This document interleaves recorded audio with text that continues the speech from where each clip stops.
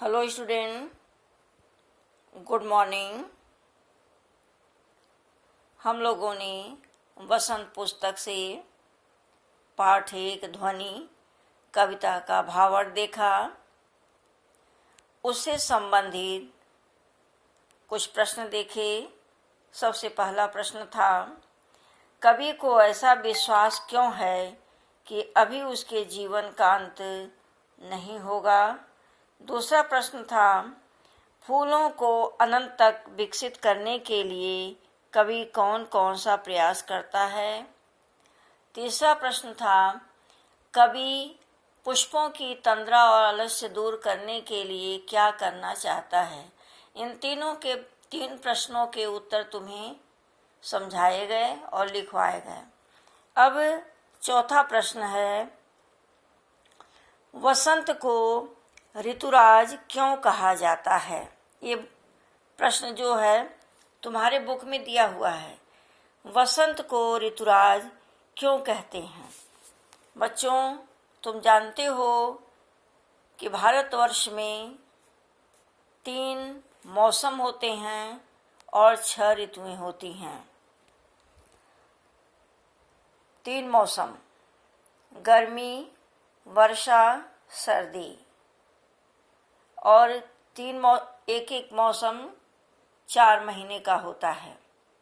गर्मी 4 महीने की, वर्षा 4 महीने की और सर्दी भी 4 महीने की। तो और 6 ऋतुएं होती हैं।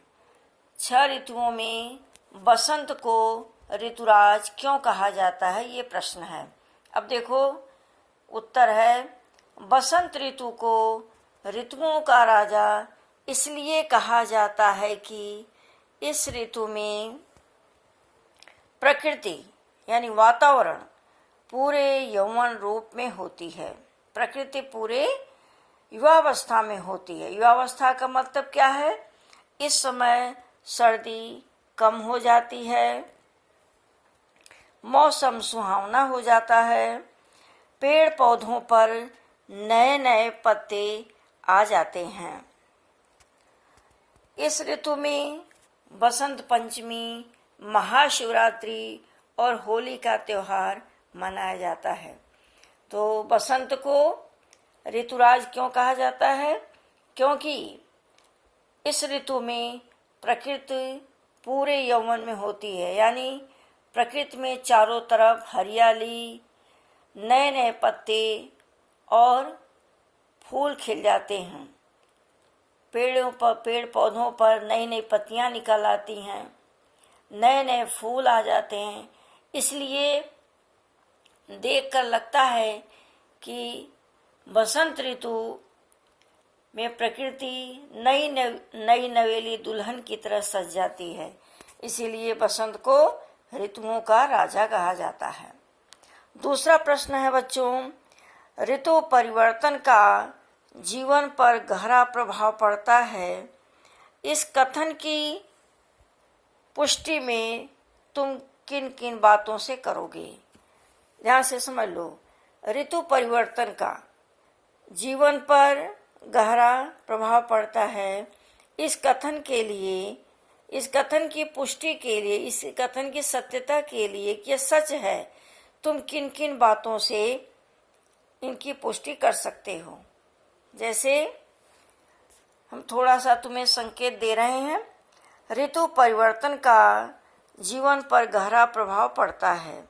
हमारे शरीर और भोजन पर इसका बहुत असर पड़ता है। जैसे गर्मी के दिनों में हमारे शरीर में जल्दी थकान हो जाती है। जब गर्मी का समय आता है तो हमारे शरीर में जल्दी थकान हो जाती है। जब हम थोड़ा सा भी काम करते हैं तो थकान हो जाती है।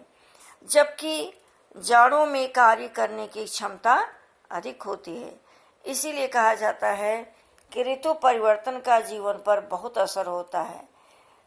सर्दियों में हमारा पाचन तंत्र बहुत अच्छा काम करता है। हम आराम से सभी कुछ खा सकते हैं। सभी प्रकार का भोजन हम खा सकते हैं, चाहे वह हरी सब्जियां हो या ऑयल से बनी हुई जो हमारी खाद्य पदार्थ हैं उनको हम खा सकते हैं। लेकिन गर्मी के दिनों में हम भोजन को उतना नहीं पचा पाते जितना सर्दी के मौसम में हम आराम से भोजन करते हैं और उसको पचाते हैं, हमें परेशानी नहीं होती। ठीक है, तो ये 2 प्रश्न का उत्तर हुआ। तीसरा प्रश्न तुम्हें स्वयं करना है। छठा प्रश्न है, ध्वनि कविता के आधार पर कवि की भावनाओं को देखते हुए, ध्यान से समझना बच्चों, छठा प्रश्न तुम्हें स्वयं करना है। ध्वनि कविता के आधार पर कवि की भावनाओं को देखते हुए फूलों और पौधों के लिए तुम क्या क्या करना चाहोगे।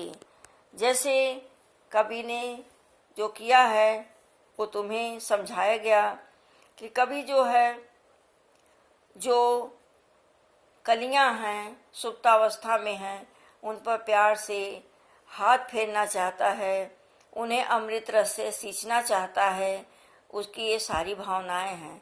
अब तुम स्वयं लिखोगे कि तुम फूलों और पौधों के लिए क्या क्या करना चाहोगे, क्योंकि हम किसी के लिए तभी कुछ करते हैं जब हमारे अंदर उसके लिए आत्मीयता होती है।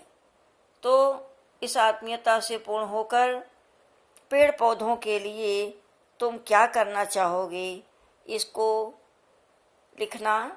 ज़्यादा शब्द नहीं होने चाहिए, लेकिन तभी तुम्हारे वाक्य जो हैं 4-5 लाइन के होना चाहिए। ठीक है, तो ये तुम्हारा 6 प्रश्न हुआ। ध्वनि कविता से संबंधित 6 प्रश्न बताया गया तुम्हें। ठीक है, तो इन सारे प्रश्नों के उत्तर लिख लेना तुम, और इसमें तुम जो तुम्हारी समझ में आए तुम बढ़ा सकते हो। बसंत ऋतु को ऋतुओं का राजा क्यों कहते हैं, ऋतु परिवर्तन का जीवन पर क्या असर पड़ता है, ये तो हमने थोड़ा सा तुम्हें हिंट दिया है, संकेत दिया है। तुम चाहो तो और अच्छे से अच्छा इसको लिखकर हमें दिखा सकते हो, ये तुम्हें थोड़ा संकेत दिया गया है। अब हम चलते हैं इस लेसन से, इस पाठ से संबंधित कुछ शब्द अर्थ है, इसको भी देख लिया जाए।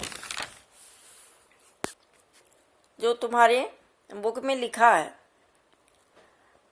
ध्वनि कविता से संबंधित कुछ शब्द अर्थ हैं। जैसे मृदुल माने कोमल, पात पत्ता, गात शरीर, निद्रित सोया, प्रत्युष प्रातःकाल, तंद्रालस नींद से अलसाया हुआ, लालसा अभिलाषा इच्छा।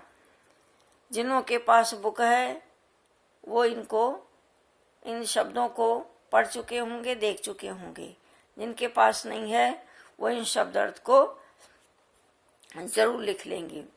बेटा, जो कुछ लिखाया जा रहा है, जो समझाया जा रहा है, उसको ध्यान से सुना करो, मन से लिखा करो और हमें दिखाया करो, क्योंकि फिर दोबारा क्लास में इसको रिपीट नहीं किया जाएगा। इसलिए इसको अपनी जिम्मेदारी समझकर काम पूरा करो। अगले दिन हम लोग नए टॉपिक के साथ फिर मिलेंगे। Thank you student.